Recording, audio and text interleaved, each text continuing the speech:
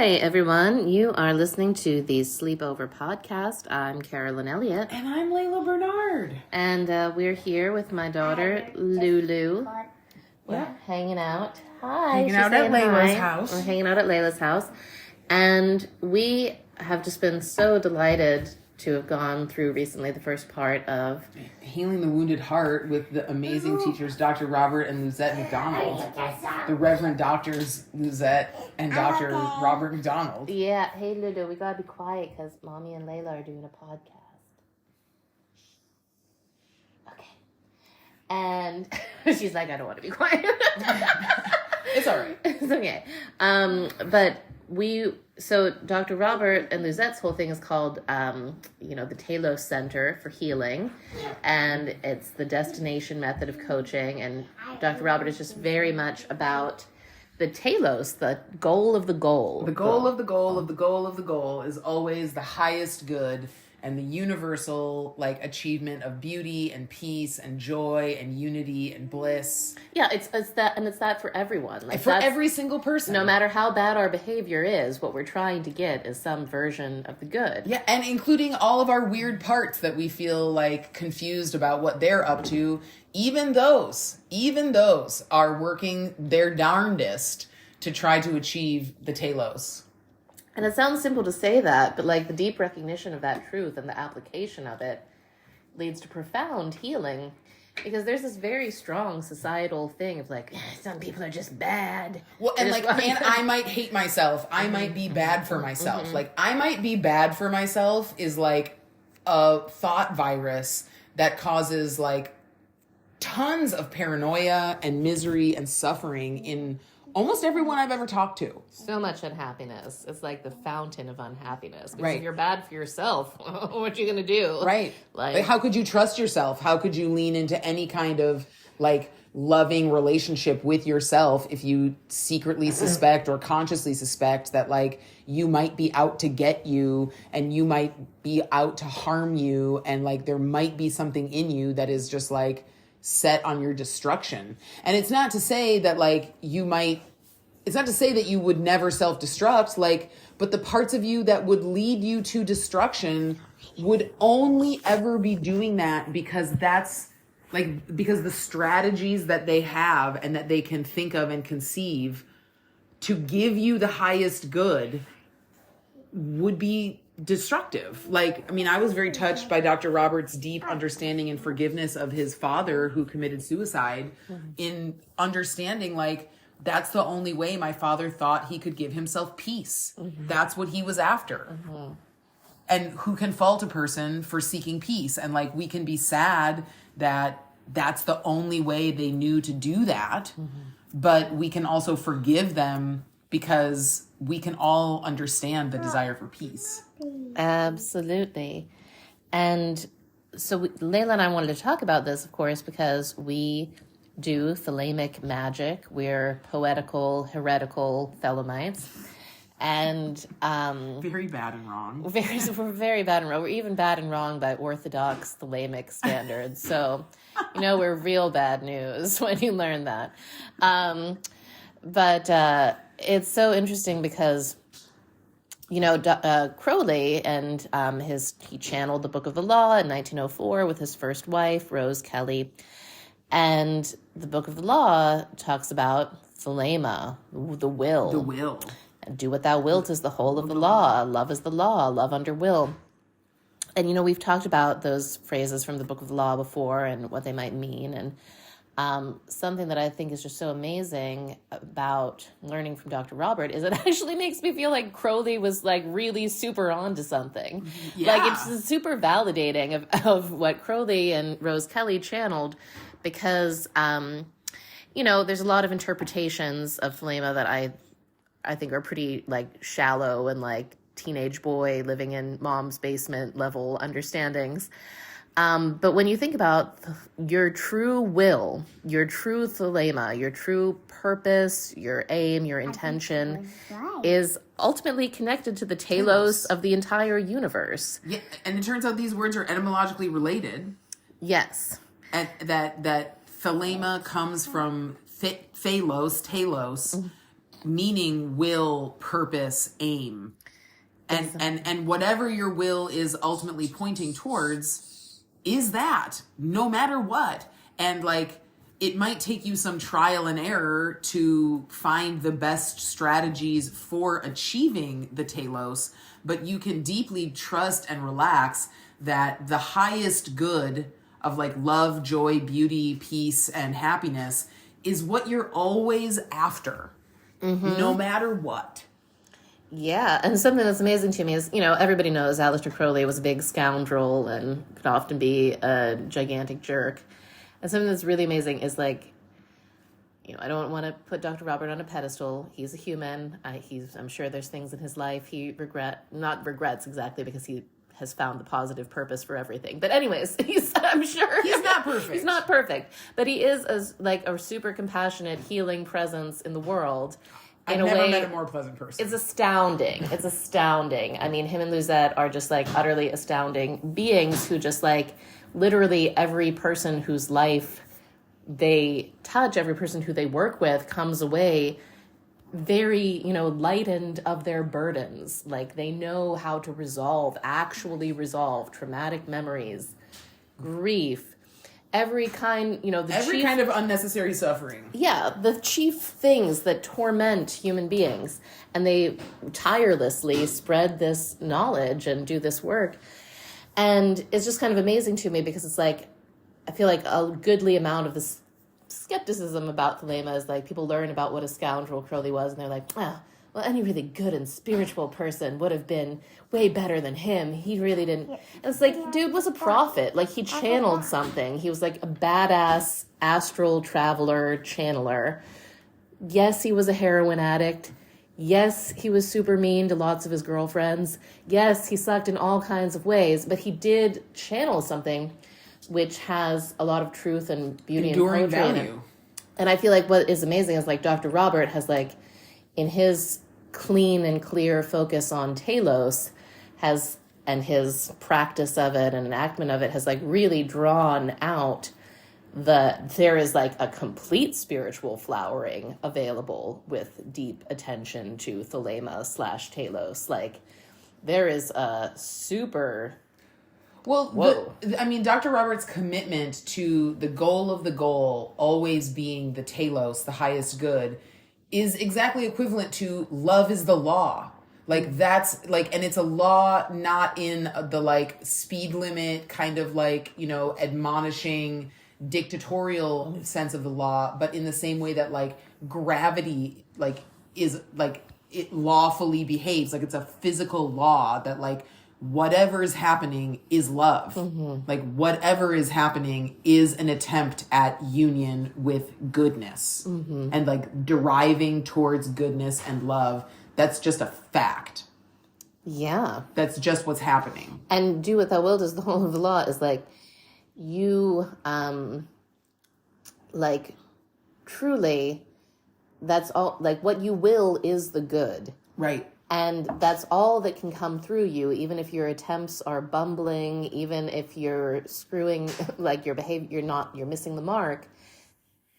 That is still all that you can do is your attempts at the good. Right. And so then it becomes like a redemptive message and like a hopeful message that like awakens fearlessness and virtue, because when we realize that like that's what we're really about, is like love and goodness, happiness, joy, we can then like forgive ourselves for like our desires. We can like see our desires in a beautiful way that causes us to trust ourselves, and that automatically begins to resource us to gain better skills to actually accomplish our aim. Like when we recognize what we're actually after, we can get on board with allowing ourselves to have that, because we don't live in the like deeply messed up schizophrenic world of like, well, what if I want is really bad?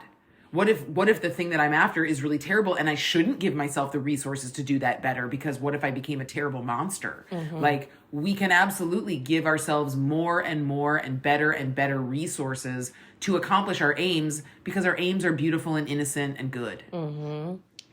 Yeah. What is the phrasing of exactly of that conviction? It's like When people believe that innocence is infinite, they awaken in fearlessness and virtue. when I believe that innocence is infinite, I awaken in fearlessness and virtue. Yeah. So Dr. Robert has written out this set of like 30 gorgeous convictions that support really successful healing coaching. And that one that Layla and I just quoted is like, it's probably my favorite. I mean, they're all brilliant, but that one just really stirs my heart so, so much. Like when I saw that, like written out, I was like, that's the truth. Of course, that's true. That's how you awaken in fearlessness and virtue, is learning to see, becoming convicted Right. of ultimate innocence behind every intention, behind every action. And it's so different, like, as I imbibe that into me and like work on inhabiting it, and like I've done, processes that I learned from Dr. Robert to resolve my conflicts about accepting that truth, because there was like part of me that like really wants to see people as having bad intentions. So I integrated that with the part of me that like wants to see the innocence and the beauty. And I've started to be able to see it more. And it's like, wow, such a lovelier world, in that there is, of course, still pain and lots of awful unskillfulness and people apparently hurting other people.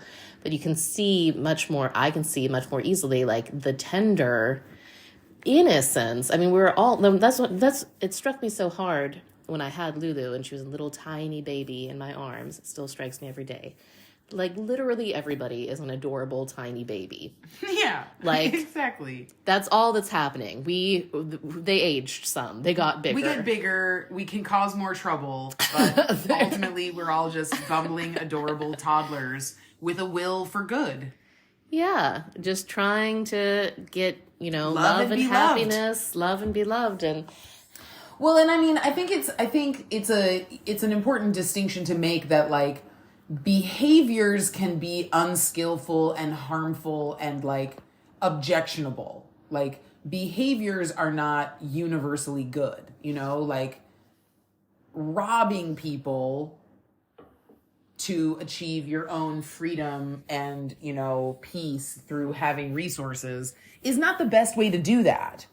So like, it makes sense to have a limit on the behaviors that we will tolerate, but we're so much more able to like live with peace and love and like acceptance in our hearts that like, well, yes, this person robbed me, but like, I don't have to hate them. Right. You don't have to have unpeace in your heart because they were unskillful in realizing their intention. Right. And even in dealing with people that have harmed us, we can be kind. And like, it's so much easier to call someone in when we're like, hey, look, I know that what you're up to is ultimately good and innocent and true. I just can't interface with the way you're trying to do that. And that is like redeeming. Like there's like a possibility of connection in that framing of something, as opposed to just being like, you're a fucking horrible monster. How could you? You're rotten and awful and not deserving of love and respect. Yes, absolutely. And so yeah, it's very, very powerful. And like, having seen what Dr. Robert does, like, and Luzette, like, it's just so clear to me that like that understanding is the root of the most powerful magic that can be done, which is to help somebody, reach their wholeness, their healing, like get in touch with their with the peaceful underlying beauty and truth in the world.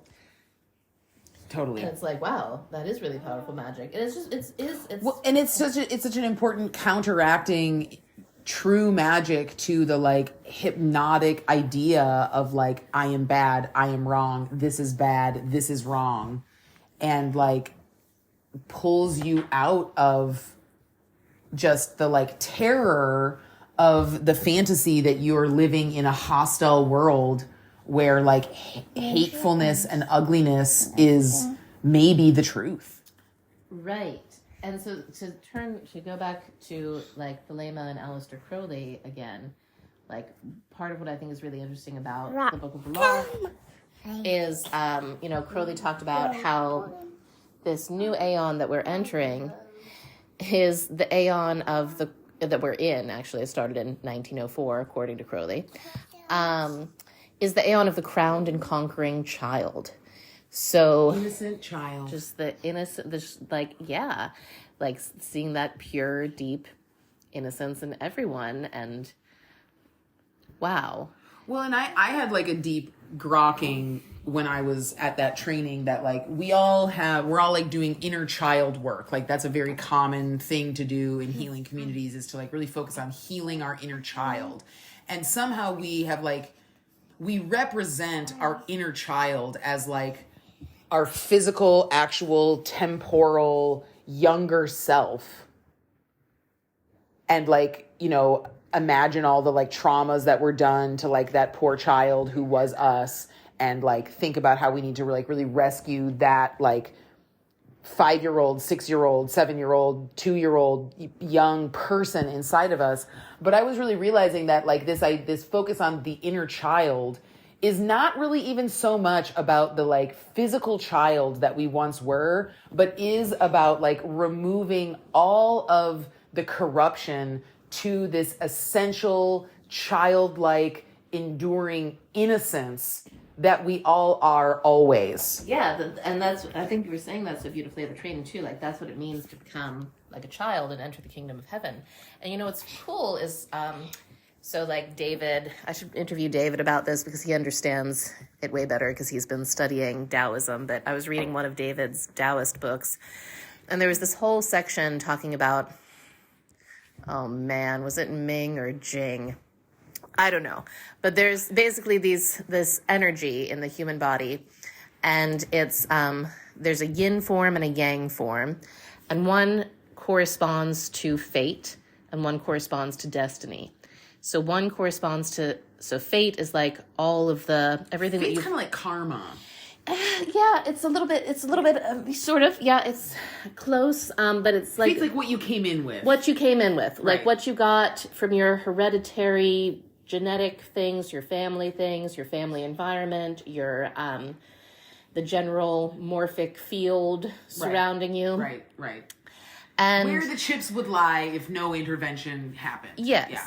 And your destiny, the yang, so that's the yin part. And then the yang part, which is either Jing or Ming. I'm totally forgetting it right now. Please forgive me. I'm not a good Taoist. You're not a master of everything. I know. But the yang part is the destiny, which is like this transmission, this like higher cosmic heavenly energy that's coming in. And it exists, for every soul, has a potential grand, mythopoetic purpose, a destiny that they can fulfill that's larger than simply living out the fate right. of their genetics. Oh, yeah. And the book was talking about how most people never touch their destiny at all, never come into the connection with that energy or that stream, because they are so overburdened by societal indoctrination and sort of this notion of the acquired self in Taoism, right. which corresponds precisely to, like when Crowley is talking about like the social conditioning and like the false, sort of what we might call like the inauthentic self, or like the part of us that, just is trying to survive and please other people and fit in and just accepting notions and ideas that aren't actually nourishing to our own genuine destinies and energies. And so it's fascinating because like in this Taoist book, it was talking about doing the work of dismantling those false acquired societal beliefs and coming into deeper and deeper contact with your own first of all, the yin form, which is your own like animal energies. And as you come into contact with that, you become receptive to the yang form, which is this like higher heavenly energy. And I was just thinking how much that corresponds to the work in Hermeticism. I mean, Taoism and Hermeticism are basically just different cultural flavors of the exact same thing. In Hermeticism, what we're doing is we're trying to balance the elements in the lower self. So we're trying to basically clean the animal self, the lower self, of the societal things which imbalance us, Right. the false beliefs, the like weird prohibitions and taboos. So we cleanse ourselves of that. We equilibrate ourselves using tools like the middle pillar and the lesser banishing ritual of the pentagram and, self-inquiry and wonderful tools that we learned from Dr. Robert that they didn't have a few hundred years ago. And then what that lets us do is become receptive, vulnerable to the influx of the holy guardian angel, which is always pictured as the prince, as this like male energy, that comes and kisses Sleeping Beauty. It's this penetrating vow, in the Yod He Vow He, it's the nail that penetrates us, and it's our destiny from heaven. It's our higher intelligence, our higher force that can only unite with our animal soul when our animal soul is not being distorted and disturbed by these false conditionings. Totally. Well, this conversation is making me want to plug the small group and one-on-one coaching program that I'm leading later in this year with my beloved Rory Matthews, who's also an amazing coach, called Forbidden Fruit, because that's exactly the dismantling of inherited prohibitions is exactly what Forbidden Fruit is about, because one of the things that keeps us from achieving our destiny and letting in the fullest flowering of like what we know we could be and what we don't even yet know we could be are these like yucky rules that we've taken on and like fully believed in that like just don't allow us to move boldly in the direction of what's actually good for us. And so like one of the things that we have to really get good at doing is like saying no and like doing the naughty thing that we've been told not to do, because those things aren't working anymore and they're not actually there for our benefit. They are like part of this cultural conditioning, and they sound very loud. They sound very much like, do not eat that apple, do not go through that door, do not do that. Like that will be terrible and bad. And yet like, if we want to grow and like achieve our destiny, we often have to like rebel against those voices. So if you're interested in that program and that kind of support, you could reach out to me. But back to this conversation. Yes, that's so awesome. And Laila is a fantastic coach. I highly recommend. I've paid her lots of money for coaching. She's a genius. And I'm deeply invested in the eternal and incomparable innocence of everyone. So lest anyone be afraid that we will actually do evil, I know that that's not possible. It never would be. And we're really just talking about the flowering of your destiny that you've been told is not possible and maybe even scary and bad. And that's just really not what it is. Yeah. So, getting connected with Dr. Robert has given me this whole new appreciation for like what the new Aeon really means and what it really means to carry out one's Thelema. And also like, Richard Rudd's vision of the new Aeon, where like everybody is like deeply connected with one another through like the heart center. And we all like look at each other and are like, what a beautiful heart. I really see that what you're here to do is like love and bring joy. And like, however it is that you're uniquely meant to do that, that's amazing. And like we all live in like a much greater expansiveness of trust that what's happening here is good. Yeah. And I see it so much in the like cultural paranoia that like many, many people are deeply, deeply convinced that what's happening here is fundamentally bad. And we're trapped in a world where like only bad things could happen and good things happen by luck and effort. And like, it's really kind of the opposite way around. I was really touched by the connection, like in the Strange Angel show that we love so much, in the history of the Thelemic tradition, there was the Agape lodges. And I was really touched when Dr. Robert explained that Agape is the love of the one for the many. And I think Telos, Thelema, is the wisdom of the many to seek the one. And to like turn the will towards union with that love that is coming towards. And I think that's also very in line with what you were noticing about, what you were reading in that Taoist book about like our like higher destiny is like lovingly reaching towards us, and it is wise and good and right to like remove any blockages that we have towards like moving back also in the same direction of that which is moving towards us. Yeah, absolutely. And this Taoist book, it was by, oh gosh, what is the guy's name? Totally blanking. I'll have to have another conversation with David and give you guys all the download. But he's this like British Taoist teacher who spent his whole life learning from various masters in China and is now like distilling and transmitting for Westerners what he learned. But there's this really deep thing about, you know, the physical health of the body, and like your body will be much healthier. You will have much more energy if you are in alignment with, you know, this heavenly will for you. If you are in touch with your destiny, you'll be given tons more energy and longevity. Whereas if you are not within that flow, you're basically, you know, you're just fighting the slings and arrows of outrageous fortune, and your energy is being sapped because you're basically, you're not in the groove that you're meant to be in. So everything is an uphill battle. Right. You're only working with like the fuel that you came in with, not being like constantly energized by the love.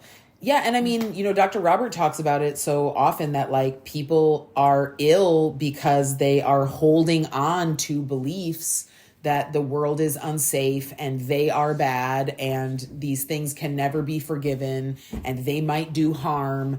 And so their body just like wisely decides out of love to take them out and like prevent them from doing things because like, well, why would you want to do bad? Like, stop and don't. No scissors with the dolly. Don't cut my dolly's hair. No. Thank you. I know you were just having fun. You were just doing You want to cut some artistic paper? creativities. You want to cut some paper? You can cut the paper, honey. Oh, sweetie. I know. You were just having fun. You were just had an inspiration. You're innocent, my love. I love you. But we don't want to cut the dolly's hair. No, the dolly likes her hair. We can make paper hearts. You want to make paper hearts? Not right now. Okay. So what were we talking about? We were talking about the Thelema, the energy. The energy. Life. And by the way, Dr. Robert and Dr. Luzette have so much energy, and they are so vivacious, and they are, you know, they're 80. Well, I don't think Luzette is. I don't know. She's I don't like know. 72. Who knows how old Luzette is? She's timeless, an ageless, gorgeous, timeless, eternal babe. Yeah, but they're, you know, they're at an age when a lot of people are falling apart or dying, and they are great. They look awesome. They both look awesome and like just have a vital energy that like carries them through. Like Dr. Robert can barely stop himself from carrying this message because he's so in the flow of like his destiny to like offer help and like succor to the suffering world. Yeah. And so God fucking resources him with endless energy because God is like, hell yes, carry the message, my son. Yeah. It's amazing. It's really amazing. And I was talking with Dr. Robert about how, like, you know, he's a straight up absolute genuine magus in the fullest sense of the Western tradition. Like, in the Western tradition, the whole point is to become, you know, deeply in touch with your angel, so that you can command the confused demonic and elemental forces and connect them to higher purpose, connect them to the truth that your angel knows. Put them under the will of the angel. That's how Solomon built the temple of Jerusalem, is by he got angelic authority and he summoned up all the demons and he connected them to the angelic intelligence and authority, and they built the temple. It was the classic act of magic. And it's just so interesting because that's precisely what Dr. Robert's Telos work does. Is it, you know, you learn how to lovingly dialogue and communicate with all these various parts that are confused, that are like, you know, split off during painful events and like have been doing some, you know, making you maybe feel afraid or feel, you know, isolated or enmeshed with another person or whatever, because they're trying to give you a gift. So you learn how to dialogue with those parts and how to, you know, uplift and transform them and connect them to the resources of your inner creative genius. And those parts then like function so much more gracefully, and your whole life gets better. It's astounding. It's true magic. I have like had a personal just like I don't even know what the right word is, but like I was healed so deeply by a very simple process of that nature that Carolyn describes that I did on like this inner negative critical voice. Like I've been aware for many years that like my heart is very innocent and sweet and like I can see the beauty of the world, and yet there was this like mean ass fucking voice that would just talk to me all the time and say cruel and derogatory things to me and about situations. And like, it was just disturbing me and sapping my energy. And I did this process that Carolyn is talking about and got in touch with its positive intention and asked it to get in touch with my creative genius. And it took me several months to realize that the reason that I was feeling so good and so much better was because I was like, oh my God, I haven't heard that mean voice in a long time. And like to this day, I can even talk about the mean voice and I'm not scared that it will come back because it knows better what to do. Like I haven't said a mean internal word to myself about anything or myself in months. Mm-hmm. Like it's just gone. Yeah. It just doesn't talk to me that way anymore. It's completely under the thrall of like a higher, more loving creative force. It's incredible. It's the shit. And that is the whole point of magic. That's like the whole point. And it's so interesting because it's like the ways that magicians went about it, like in the Middle Ages, like drawing circles of evocation or triangles of evocation and like, you know, yelling at goetic demons to like making demands of them. I can definitely see how that was, I guess, appropriate to the consciousness of that time, but like there's an easier way now. You don't even need Totally. And I mean, I've just seen like deep transformations in so many of my clients through the medicine of just like meeting these parts that we are like afraid of and judging and shaming, and like meeting them with kindness and acceptance and like the vision that they are in fact up to something virtuous and they don't deserve all the hate and the banishment and the fear that we are giving them. Like, I really deeply understand in my own work with, you know, demonic forces within people that like the more you feed a demon fear, the more it becomes fearsome. Oh, yeah. Oh, you know what this reminds me of is I was reading Dogma and Ritual of High Magic by Eliphas Levi. And in there, he talks a lot about magical chains. And he talks about how, you know, when Christ expelled the demon, it said, you know, my name is Legion. And for we are many. For we are many. And basically what Legion is and what all of these demons are that, like, possess people and disturb them and, like... distract them from their Telos. Are these, like... how do I say it? Like... you know, etheric or, you know, collective, like, fearfulness and negativity that, like, gets a charge to it, and it gets so strong it can jump into somebody and, like, take them over. And, you know, that's what we call mental illness these days, but back in the day, they just called it demon possession. Yeah. Well, yeah, I mean, I don't know very many people at all who are not possessed by at least one or two demons. Oh, yeah. I mean, yeah, exactly. Like, our culture is, because they thrive on, you know, pain being transmitted, like, and we've all had traumatic experiences that, like, then... in a very unwise culture that is always broadcasting these messages of fear and like everybody is bad and has bad intentions and you're bad and you have bad, and like it's, I mean, like getting to know Dr. Robert, it really like opens my eyes to just like how paranoid and screwy the general cultural messages are. Like they are so antithetical to human wellness and healing. Right. And the Legion thrives on that. Like the people get like crazy, just like you were talking about with suspecting themselves and suspecting others. And It can produce, all sorts of negative effects. So, the power of Christ is that power of like recognizing that ultimate innocence and connectedness. And that's why like Christ, who was so loving and so, just penetratively loving, was able to expel the presence of demons. In fact,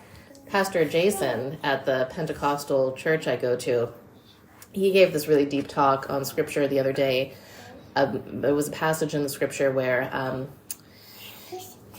there's a man who comes to Jesus, and Jesus' disciples have already tried healing the man's son, who is like possessed with something like we would call epilepsy, like throws himself into fires and like has convulsions.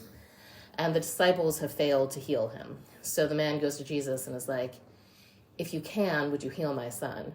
And Jesus is like, if I can. What do you say? But the demon in the boy, like, while Jesus is like talking to the father, the demon immediately starts like freaking out extra hard.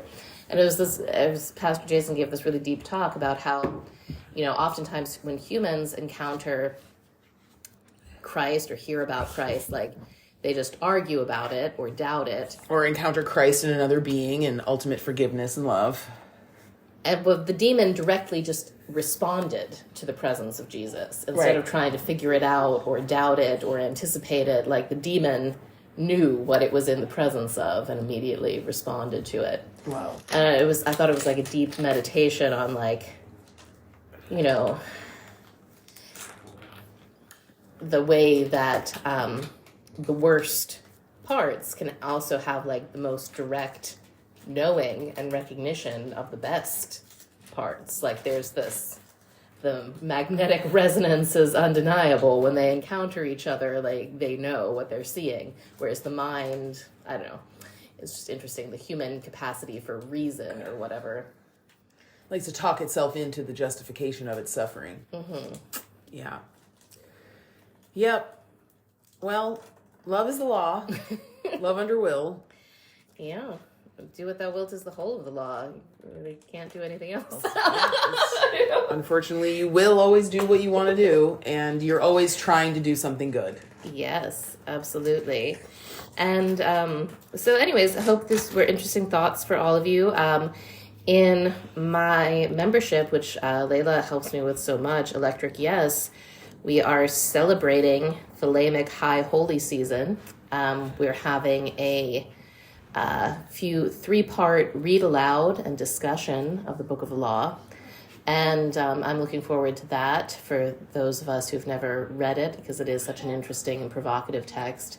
Fun fact, the Book of the Law contains a strong prohibition against rereading it or commenting on it or interpreting it at all. Oh, interesting. And which I consider to be a really fun dare, basically. But that's what I mean by being a bad Thelemite, because if you take it as, whatever fundamentalists take the Bible, then you're supposed to burn it right after you read it.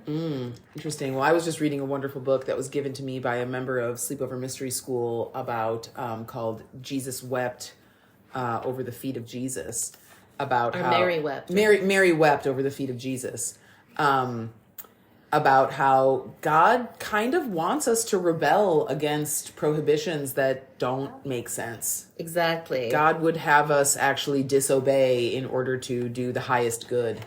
So I think God's on your side, Carolyn. I do too. All right, everybody. Well, thanks for listening. If you like what you hear, please subscribe and leave us a little review. Tell your friends. You can check out my website, carolyngraceelliott.com, to learn more about my offerings, including Sleepover Mystery School. You can check out Layla's Instagram, your Layla Lula. Layla Lula. That's on Instagram. Right. You can find out more about her coaching programs. And I guess that's it for today, folks. Thanks for tuning in. Bye-bye.